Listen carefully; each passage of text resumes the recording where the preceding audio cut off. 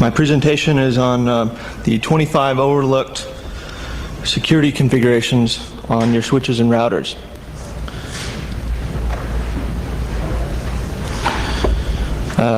You may know me from 3 years of server prizes in Capture the Flag at Defcon. Also, you may remember last year I had a system with a modified kernel so that attackers had to get elevated privileges from a UID0 root shell. My employment, I do pen testing with a Fortune 500 consulting firm, and as part of that I do a lot of telecom environment.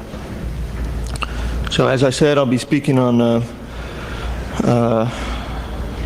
router and switch misconfigurations.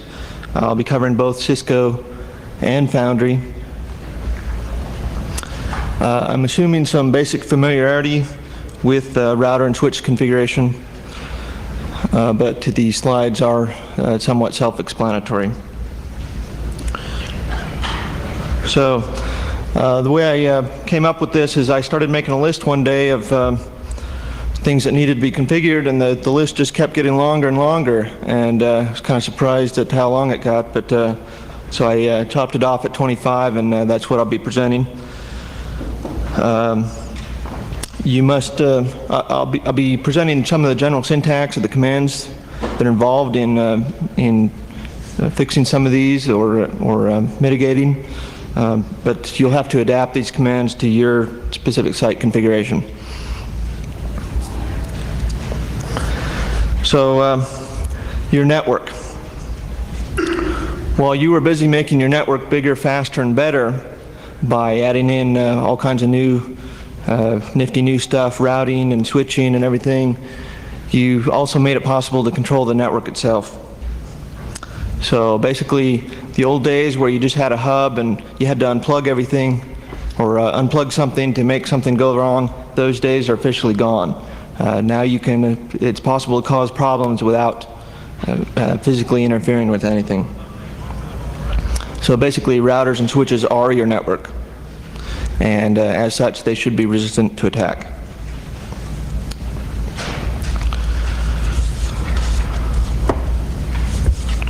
So the first 10 are what I call the basics, and I'm going to say I can't really fault you for not having already fixed these. Basically, I'd say that mediocre sites would have 1 or 2 of these fixed. Fastest sites would be 4 to 6. And as I'll explain later, some of these can be fixed in other ways. But basically, the reason I call them the basics is you must understand the principles behind why these are the problems, even if you do not necessarily have all of them fixed. But I do say, though, 6 isn't good enough.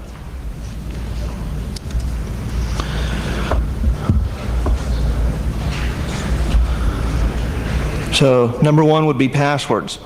It may seem below you, but really you'd be surprised the number of people that need to be told to put passwords on their switches and routers. This includes the VTYs, the console port, the aux port. Basically, you've got to put a password on all of these. You can't just rely on well, I put one password and hopefully that covers it. Also, the enable password, you need to use the enable secret, which is an MD5 hash. If you use that's the 5. If you use the 7, the password can be decrypted.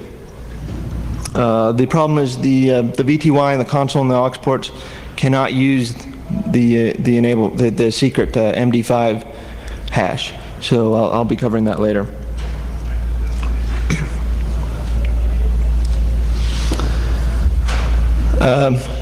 Don't know if you can see that well enough, but number 2 is community strings. If you're still using public and private, really you should be ashamed of yourself. And you know, I hope those letters are big enough, big red letters, but really you'd be surprised. I see this a lot. I see this probably about a third of the time on some of the pen test jobs I go to, just on the routers and switches. If we're talking overall, it's probably above 50%. if we're talking like hosts. So what this means is a vulnerable managed device means your entire network is at risk. And one of the ways that would be possible is if you've got the SNMP, besides taking down a port or something on a switch, you can actually use SNMP to configure a spanning port. So suddenly now you're getting copies of all the traffic going to all the ports. That's one example of things you can do with SNMP. So you do not want people to have write access, and in fact don't even give them read access if they don't need it.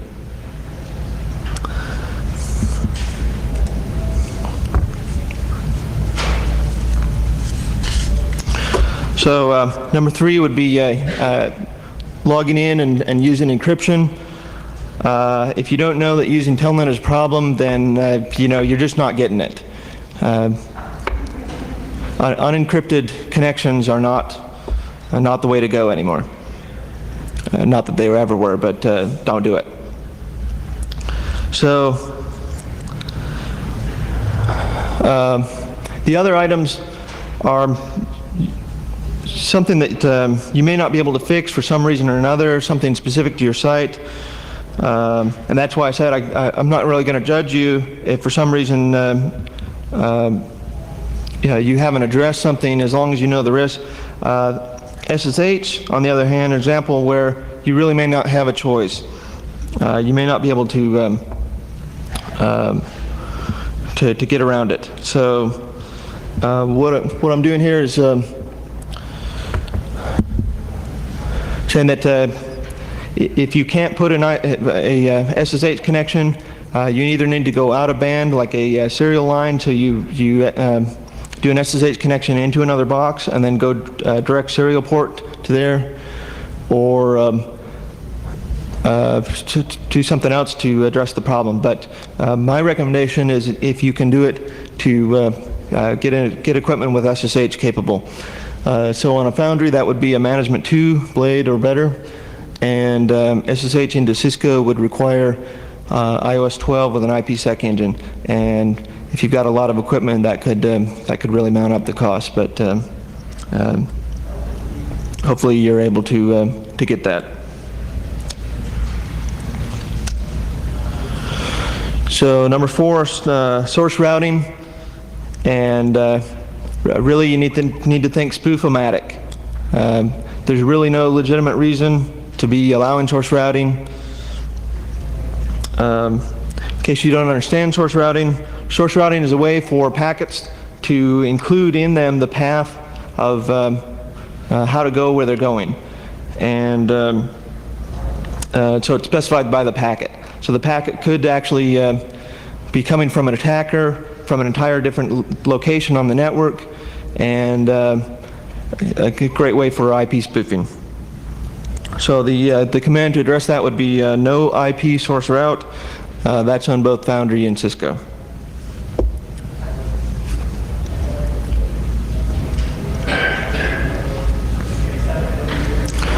Number 5 would be the subnet broadcast.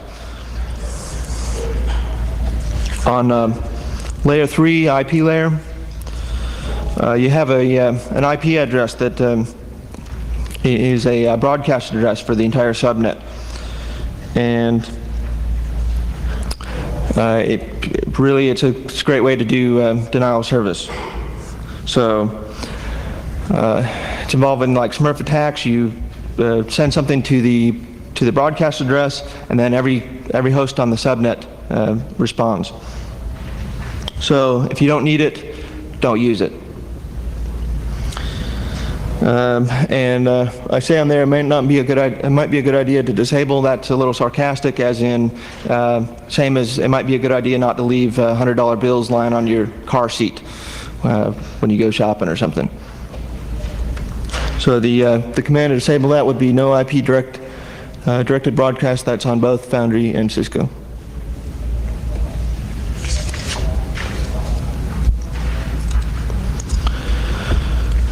Number 6, this is Cisco specific, because Foundry by default does not have anything like this enabled. You want to turn off all the small services. both TCP and UDP.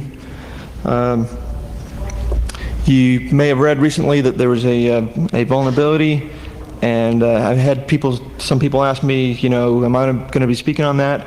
The answer is no, because I recommend you don't even run it. Just turn those things off. Now there's a little bit of sanity check in some of this stuff. For example, that ChargeN will not respond to the echo port. By default, it does some checking there, but that's reassuring, but disable it anyway. You don't want it. Also, other things like Finger. You know, Finger's a great way to find out where the management stations are. You just look where the admin's coming from and say, okay, that's the box I need to take over. So just turn all of them off. So number 7, you might want to think about filtering connections to the router or switch itself. You know, why do you need to be able to connect from any host on the network to it? Do you just think that you're going to be walking around and need to connect to it, and because you've got some great idea that you can't run back all the way back to your desk to go do that? And this would be really scary also if it was like internet facing. Means that you're allowing anybody on the network, the outside network, to start testing passwords. So you want to restrict to the admin stations. There's a couple different ways to do that sort of thing, like the access list. You can reserve a TTY. There's a transport input command. There's a couple different ways. So you'll need to see how that applies to your specific configuration, what you want to do with that.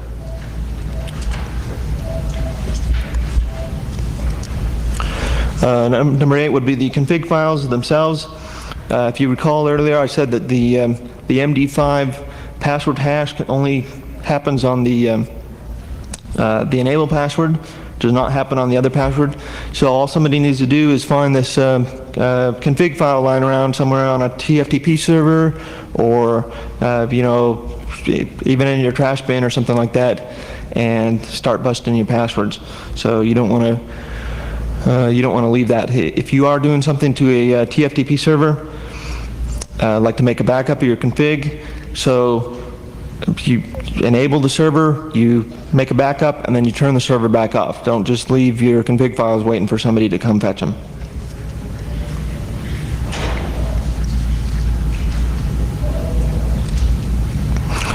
So number 9 would be log review.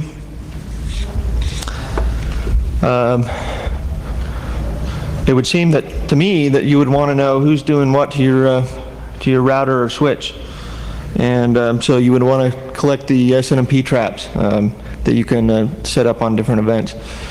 That way that you would find out when somebody is doing failed authentication.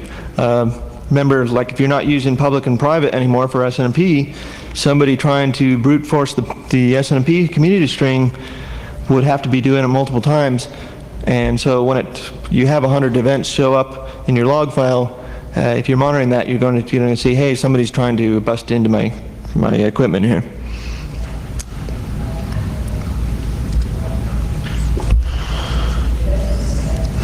So number 10 would be filtering private address space, or actually even space that's, if you know something about your specific subnets, like which ranges go where, you want to do that. Now that may be something that you would configure. You would think, okay, that's a job of the firewall to do that. Well, why not put that in your routers as well, even between different subnets within your internal environment? If you know that sort of traffic isn't, you don't want that sort of traffic, then restrict it, filter it. So here I give some examples of some of the private address space. You're definitely not normal to see 127 traffic, and then you have the private address space of 10, 172.16 through 19, and 192.168. So if you're not using that as your own address space internal, you want to restrict that. 16 to 31. Sorry, I believe you're correct. 31. So okay, you'll want to restrict this sort of traffic. This prevents internal traffic from going to the outside and having fake addresses on the outside. Same thing for internal. And if everyone were doing this sort of thing, there would be no such thing as a distributed denial of service attack.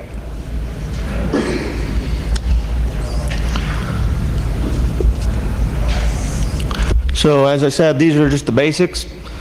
Hopefully all of you understand the concepts behind all 10 of those, why those are problems.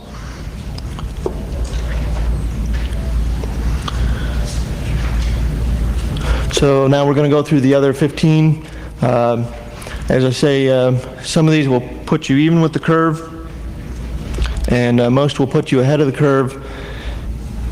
Vendors can sometimes have, they'll sometimes say things that are well-meaning generalizations on the security of their products or so on. When I say ahead of the curve, I mean that you're not going to be surprised when there turns out to be a tool that does something that the vendor swears was completely theoretical. And as I said, there were some other things on the list that didn't make it into the top 25. Personally, I'm the sort that believes that you should, if there's a way to authenticate it, do it. So like there's a NTP, there's a way to authenticate NTP. That did not make it into the top 25. The nitpicky stuff got pushed off the end.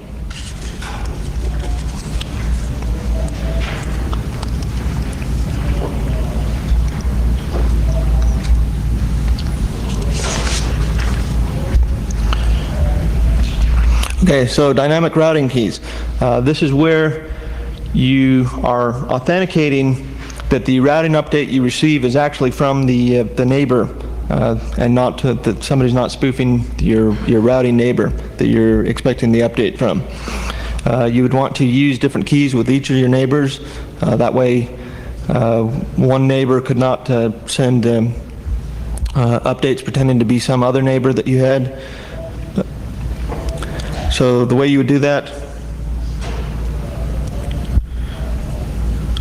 these are the Cisco commands, would be using a keychain locked and then inputting a key string and a lifetime for each of the acceptance sends. Continuing on, these are the Foundry commands. Create an IP protocol authentication key. And then also, depending on your site, you may want to use a distribute list to control what you're sending out. Now, if you remember earlier, I was talking about filtering dynamic routes filtering the private address space. At the same time here, it may be a good idea to actually filter the content of these routing updates. You always hear about, if you're setting up dynamic routing, that the backbones would get really angry if you start broadcasting routing paths to some of the private networks. My feeling is it's their fault for accepting it. So if you have some bogus route that you know that your network does not want to accept, this is a good chance to filter in the content of the routing updates.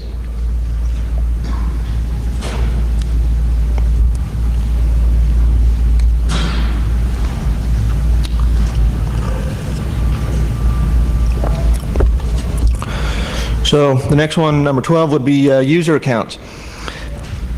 Most configurations, most sites just have one enable password, and they give it to all their admins. So everybody has this password. They have some kind of problem with their devices. they're not sure, okay, did somebody change the config? They talked to all their admins. Nobody seems to know. Nobody's willing to accept responsibility. So what do you do? Do you punish all the admins, or do you just figure, well, that they must not have been any of them doing something, must be some kind of power anomaly, or you know, you get in that situation, you just don't know what's going on. So when you do that sort of thing, when you have a root cause analysis, would be really great to know, okay, this admin logged in at this time, and they were the only one on the system at the time. So it would be a good idea to set up user accounts into your routers and switches. You can either use a login local or be using AAA and ACS.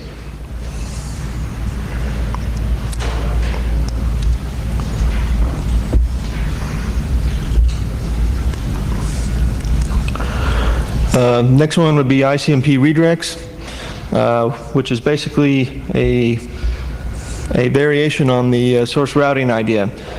This is where there's a ICMP packet says, oh, no, you're going the wrong way. That's not the right way anymore. You need to take this other path. So this is a great thing that you want to prevent some kind of spoofing attacks. So here we have the deny ICMP for Cisco, or no IP ICMP redirects for Foundry devices.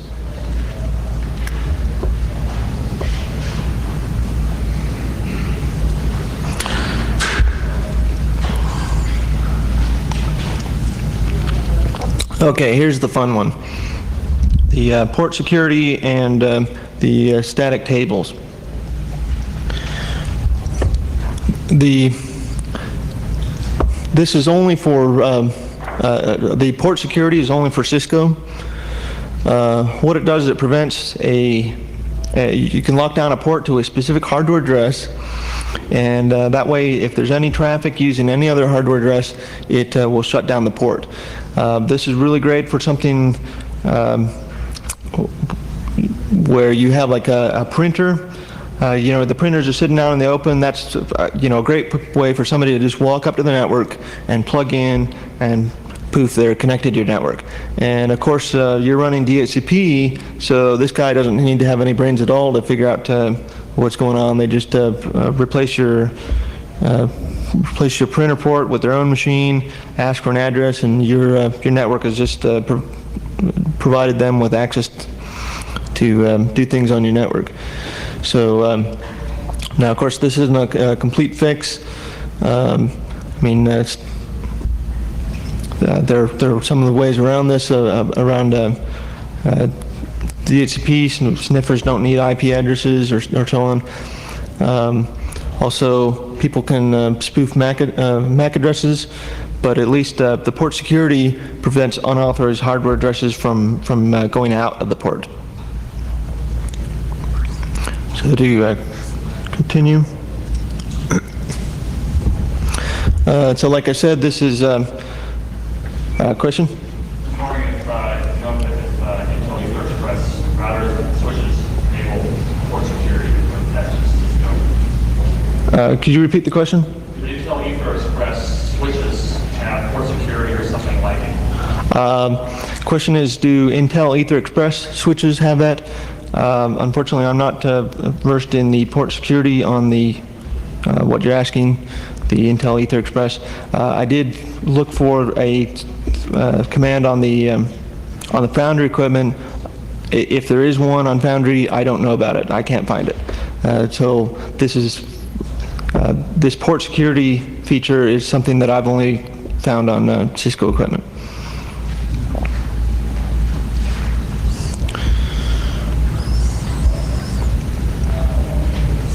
So, as I said, it's possible to change the hardware address of an Ethernet card, but this will at least raise the bar, make it more difficult for somebody to attack. Also, you remember I was speaking earlier about logging. If you know much about your equipment, you'll know that the switch is aware of when a device is unplugged and plugged back into a port, and so it will be able to tell you in real time, hey, somebody unplugged the printer, or somebody turned off the printer, or at least that the printer is not connected to the port anymore, and you will know that something's going on. Now the port security is only to prevent unauthorized hardware addresses from going out of the port. It's nothing to do with packets going to the port. And so that's where you sort of have to have a defense in depth. You have to have a couple of different ways to address different sides of the problem. So you can actually configure static tables. In the Cisco, and in Cisco it's called the CAM table. It's on any switch, it's just a table of the hardware addresses. And what happens is that the switch learns which port the hardware address is on, and then from then on, whenever it receives any traffic going to that hardware address, it only sends it out a particular port because it has it in this table. Hey, it's going out this port. And now the problem is if the switch somehow forgets what port that hardware address is on, it will, when it receives another packet to that hardware address, it will have to flood it to all the ports. This is how some of the sniffing through a switch works. I've found that on Cisco equipment, at least the table can hold up to, I believe, 64,000 entries. Also, the CAM table on Cisco is a FIFO, not an LRU, so it is fairly difficult, but still, this is something that you probably want to lock down. So if you insert a static entry into the CAM table, or any switch's hardware address table, then the switch will not be confused. It will not have to learn what port that hardware address is on. It will know, hey, it's on this port all the time.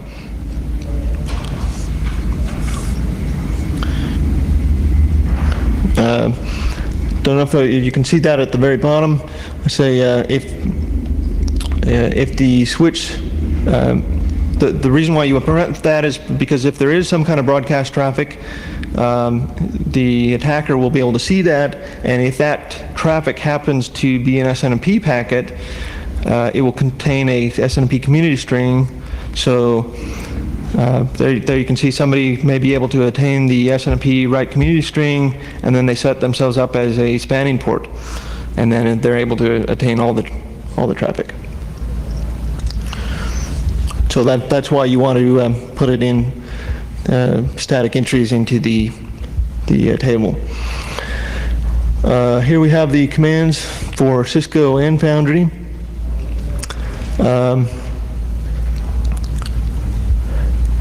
And this will at least eliminate the learning period. Now, this may be a little too extreme for many of you.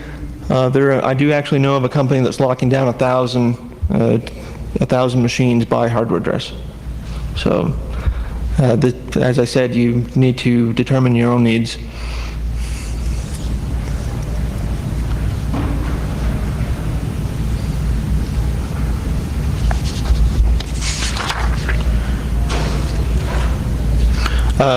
Then before I continue, you may also want to put in static ARP entries as well into the switch for like the management stations and so on.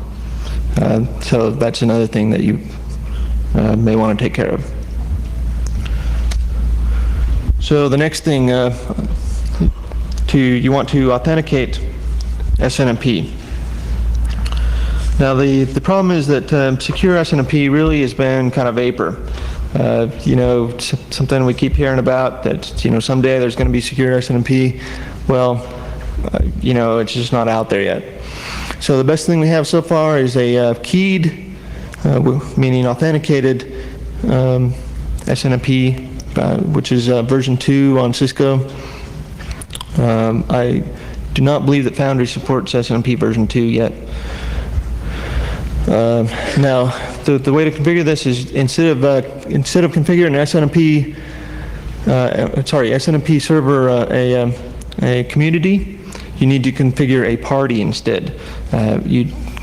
If you use the word community, if you use the string community, it will configure for SNMP version 1. And so with a authenticated SNMP, you're able to authenticate that it really is coming from the legitimate management station. Question for you. Yes. Do you have to set the SNMP party for every appliance on the network for that to work? Those particular. Do you mean that, do you have to use SNMP version 2 for every device on your network? No, although you may run into problems if you have some sort of management software that's trying to do SNMP version 2 to only your routers and switches, and then version 1 to some other devices like your hosts or so on. It would depend on your software, but in Cisco, if you put in the string community, it will go to version 1. It will not be version 2. You need to use party to keep it to version 2.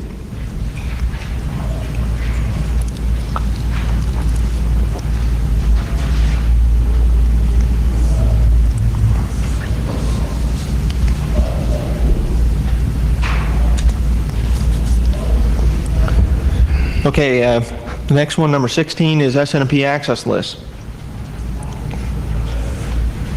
Now, if you remember a bit earlier, I said that you would want to restrict like a login into your device to only come from the management stations, not from just any device on the network.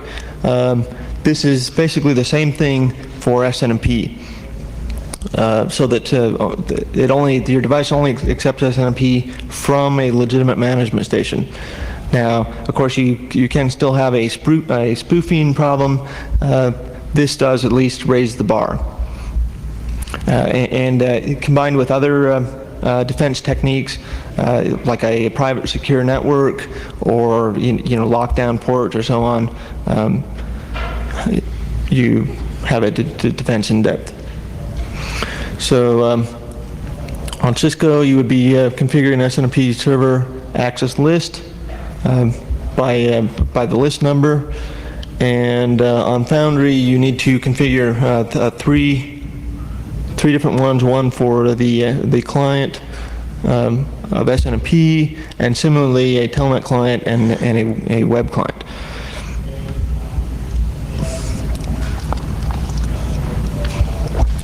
So on Foundry, there's one specific just for SNMP.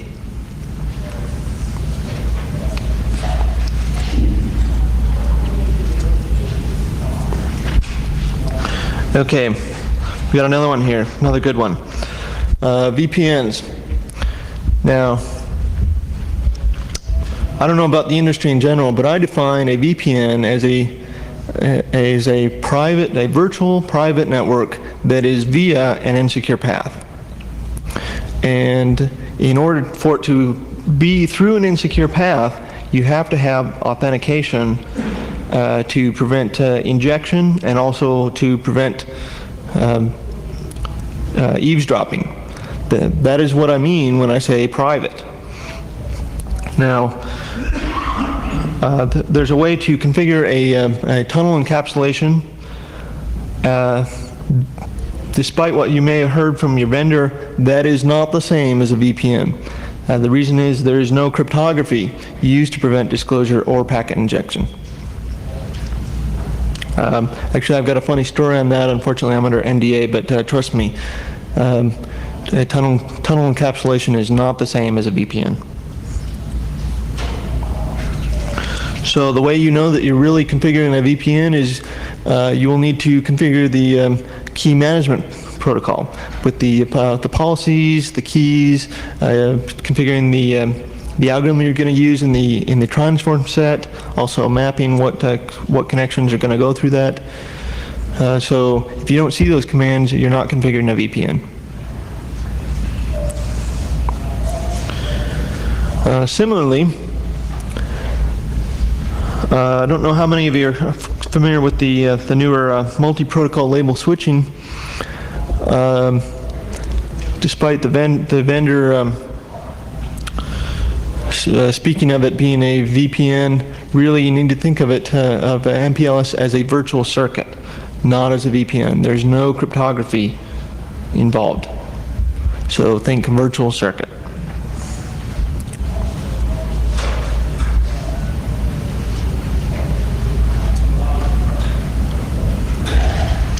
Number 18, VLANs.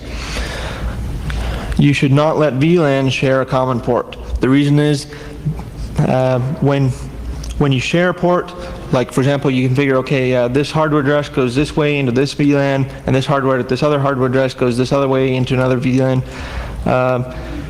You've made it a de facto gateway between VLANs, and don't do it.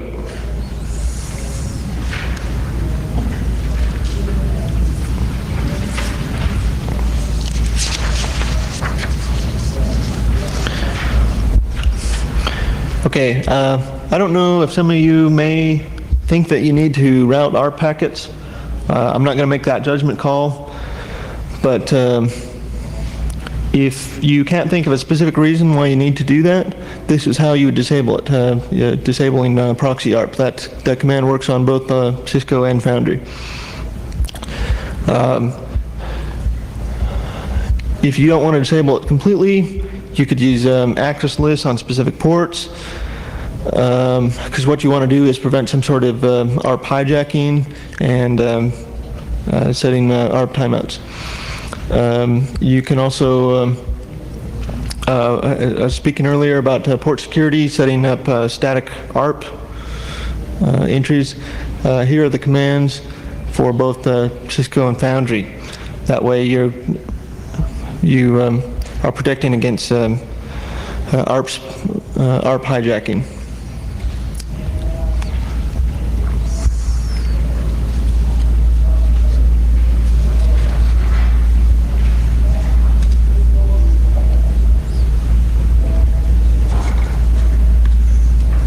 Okay, the next one here is, this is layer 3, the IP layer.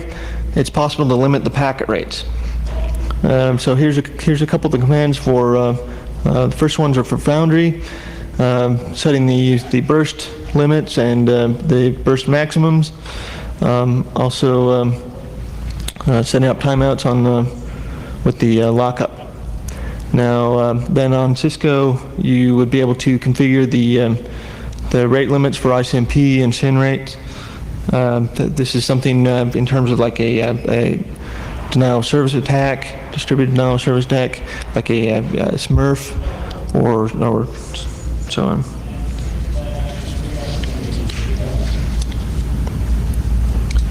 So that was layer 3. It's also possible to put rate limits on layer 2. So the first command, unknown unicast limit, that would be putting limits on the Ethernet frames that are not in the table yet. Then also setting limits on broadcast, multicast, and then on Cisco setting limits on the ports. Is there a rule of thumb or any way to know what a reasonable limit is? The best way to determine rule of thumb on the rate limit is find out what your network is like now. Of course, one part of that would be make sure you're not under attack when you do the check, but hopefully you can distinguish that. So find out what your normal rate limits, or find out what your normal rate expectation is, and then look for peak activity, of course, and set your limit somewhere above that. This is something where if you were under attack, maybe you would want to set the limit a bit lower.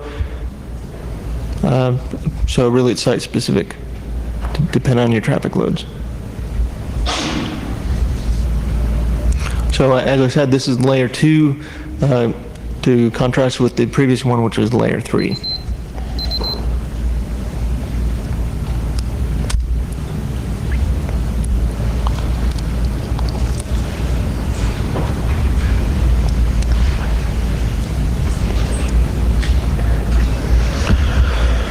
This is kind of a little-known command to check the reverse routes on packets.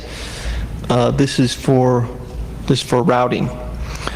A spoof packet generally, often will come in on a different port than it was supposed to come from, and if your paths are symmetric, and this is very important, your paths must be symmetric. In other words, it goes in and out the same port. You can use a verify reverse path. So that way the router determines when a packet comes in, it says, okay, is that packet supposed to have come from that port? If it's not, then the router knows to drop that packet. Now this is, as I say, this is going beyond the simple access list of this port block specific network ranges and so on. This actually determines at the time of when the packet arrives whether or not it was supposed to come from that port. So it's the verify unicast reverse path. Now this is only on Cisco. I don't have a corresponding command for Foundry. Now the LLC, this is a really fun one because a lot of people have the opinion that LLC packets are just these harmless little packets that come over your network every once in a while, and you know, what could be wrong with those? Well, LLC isn't as harmless as you think. First of all, you have the Cisco Discovery Protocol. This is more of a information sort where it's carrying information that you may not want an attacker to know. Also, it's identifying the most important equipment on your network. It's the Cisco equipment saying, hey, look, I'm important. And I've actually had situations where I was listening for that and said, oh, Cisco Discovery Protocol, that must be an important piece of equipment.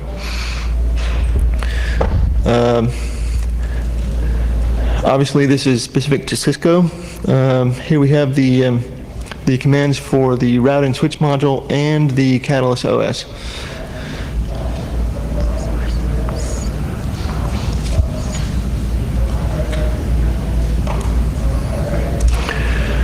Now, continuing on to the spanning tree protocol. It's another one of these harmless little packets that go flying around, and what could be wrong with that? Well, the problem is you need to understand, well, what does spanning protocol do? Spanning protocol is designed to detect and prevent loops at layer 2. So in other words, if you have two ports that are connected together or forming some sort of loop, you do not want a packet to go out one port and come back in the other and then just keep going around and around and around. That would seriously hose your network if you had that sort of thing happening. So the spanning tree protocol the purpose of it is to find loops in your network and then turn off the ports, turn off passing traffic to enough links so that there's only one way to each node in the network. So you think about that. Well, so the purpose of it is to turn off ports. Well, that sounds kind of scary. So do you really think it's still harmless? So you can imagine two scenarios. You either have it turn back on a port that was supposed to have been blocked, or have it turn off ports that were supposed to be on. Both of those would be equally scary. So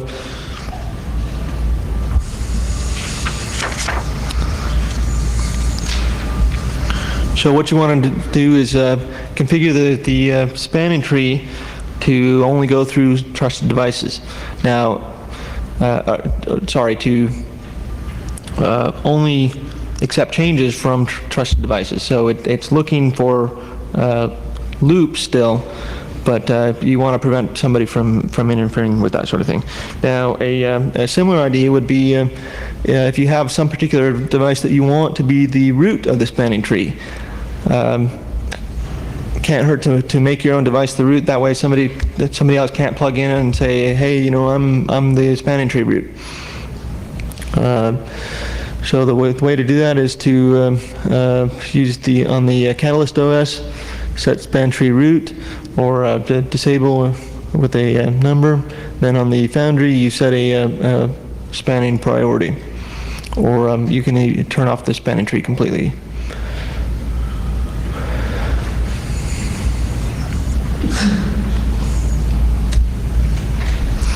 Now the next one would be the scheduler. Cisco actually recommends setting scheduler limits.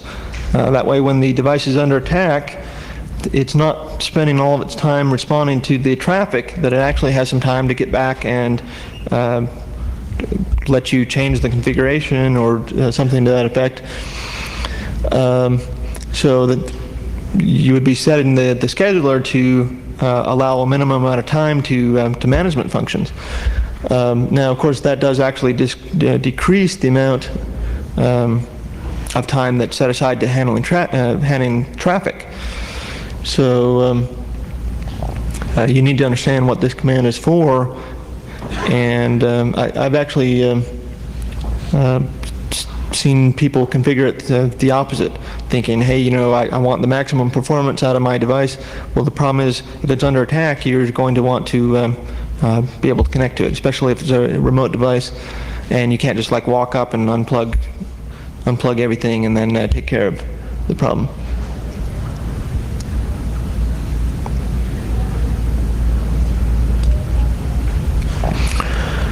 So last one, number 25, would be the virtual or the hot standby routing protocol, or VRRP is the generic term. So if you think about this, this is actually a protocol where the routers agree which routers don't pass traffic. Well, that sounds kind of scary. This is actually it is possible to configure a plain text authentication string. So basically, it makes it the same as a SNMP community string in terms of security. It's a plain text authentication string, but that's of course better than nothing.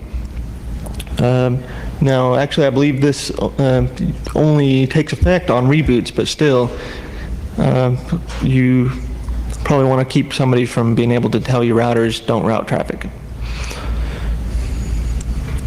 So the way to configure the authentication string is using the standby with the authentication string.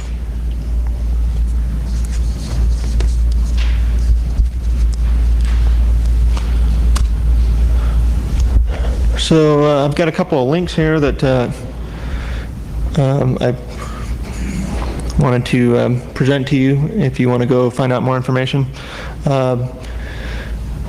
This first one, number 21,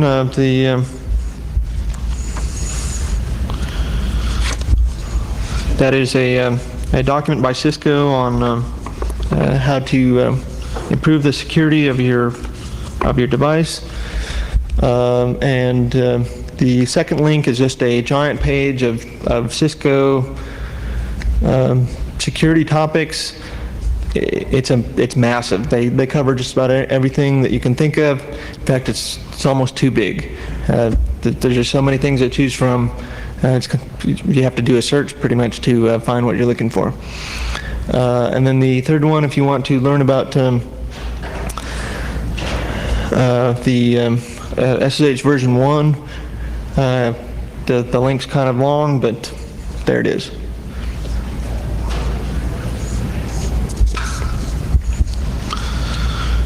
So those are the Cisco links. Question? Notwithstanding the problems, what are your thoughts about using the remote syslog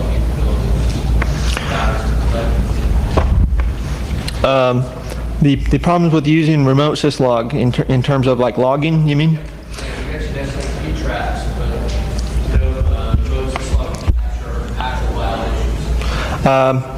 Yes, that's a good point, that if you are doing remote logging and it's not over an out-of-band system, the attacker may be able to intercept the traffic, see the events that are failing. That's really something you have to decide on your specific site in terms of the other factors that you've done to your network in terms of like locking down the ports or so on. Something else you could do is possibly have a server which is either directly connected or located nearby the device. Located nearby the device to receive it, and then encrypt it and pass it on to the central management station. My feeling is that even though a lot of the traffic that you see in the syslog may not directly help somebody break into a system, it's still an information gathering tool. You see what's going on. So I'm kind of iffy about it, but I can't say definitively one way or the other.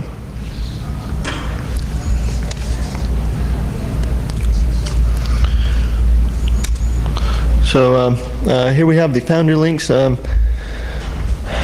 actually changed the URL on me. The one that's in your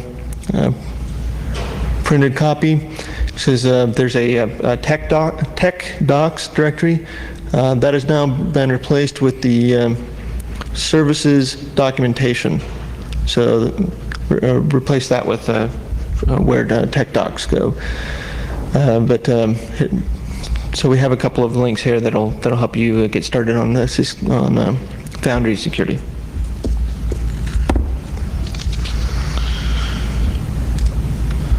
So basically, I just say, you know, it's great that your network is working okay, but that doesn't mean that everything is okay. So don't take your network security for granted. Okay, question? The HRTP protocol, is that a counselor IP or is it in the same protocol? You talking about the hot standby routing? Is it a router or is it the same local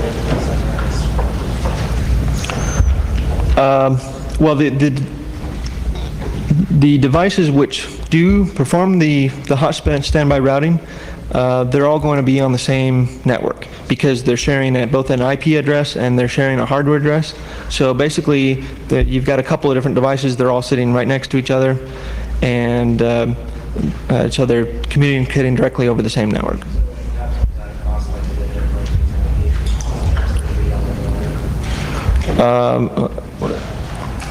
Do you mean to like have a standby router that's like separated by a WAN link or something?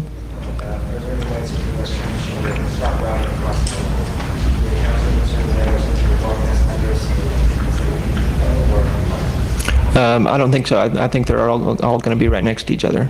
And as I said, it is a clear text protocol. So you're going to have to prevent the hot standby routing traffic from being intercepted by somebody else, because it's just like SNMP. They see the authentication string, and there it is.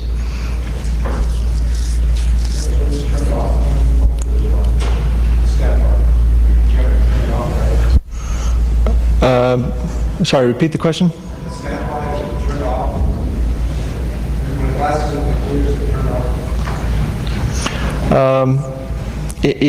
Are all the other devices turned off, you mean?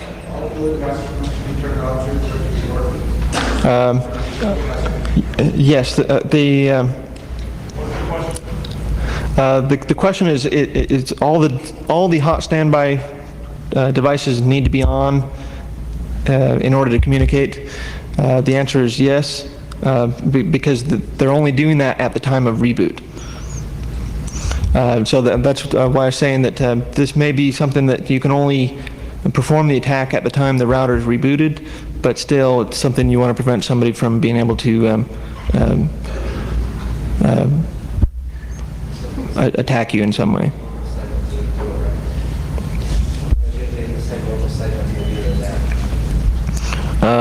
Yes, basically by definition, the routers are going to be on the same local segment. Any other questions? Yes. Is there a way to completely turn it off? Is there a way to completely turn off hot standby routing? Oh, yes. Hot standby routing is something that you would need to configure to turn on. By default? Yes. So if you are turning it on because you want redundant routing, then this is something that you need to worry about. Any other questions? You found the dynamic routing keys. Does each one of them have to share their own keys, or you just apply one to one router that has to apply that to Dynamic routing, you mean can you have one key that goes to all your neighbors? No. What I'm saying is, if you have two routers, right, neighboring routers, do each one of them have to supply a key to each other, or can you do this one way? You can set up keys bidirectional. But does it have to be that way? I don't believe so.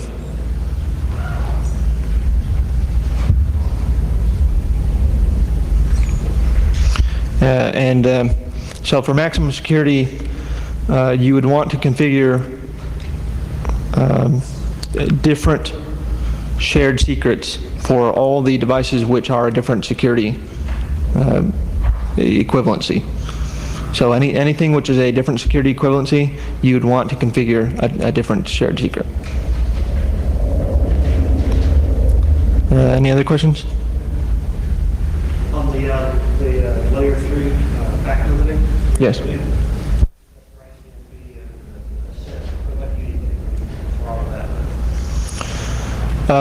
Unfortunately, I haven't been able to find any way to do that. You have to rely on the level. Yeah.